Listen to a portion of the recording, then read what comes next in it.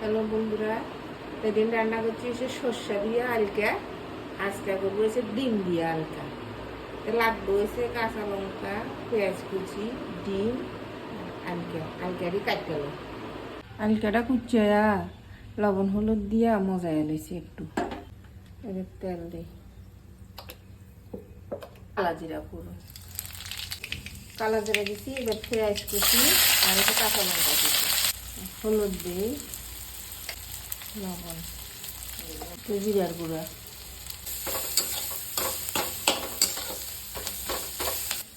ডিমটা ভাঙ্গা দিই, কাটি দিয়া দিই।